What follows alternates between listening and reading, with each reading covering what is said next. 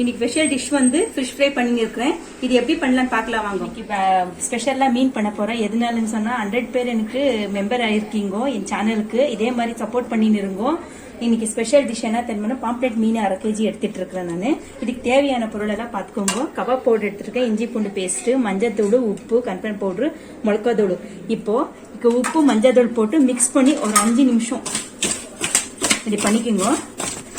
மறுபடியும் இஞ்சி பூண்டு பேஸ்ட் போடுங்க, தேவையான போடுங்க.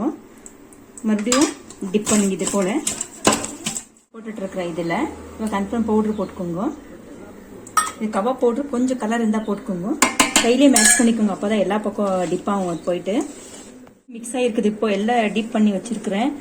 ஃபுல்லா தவா ஃப்ரை இல்லை, இது எண்ணெய் ஃப்ரை. கபாப் எப்படி போடுறோமோ அதே மாதிரி போட போறோம். ஆனா இது வக்னிக்கல் ஸ்டைல பண்ண போறேன் இன்னைக்கு நான். இதாக மிக்ஸ் ஆகிட்டு இருக்குது. இப்போ இதுல ஃப்ரை பண்ண போறேன் எண்ணெயில. தவா ஃப்ரைல இது எண்ணெய் ஃப்ரை. கபாப் எப்படி போடுங்க அதே மாதிரி போட்டுக்கோங்க. நான் 2 மீன் போட்டுட்டு இருக்கிறேன்.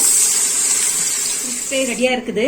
எப்படி இருக்குதுன்னு பார்த்துட்டு வீட்டுல செஞ்சுட்டு எனக்கு கமெண்ட் பாக்ஸ்ல போடுங்க.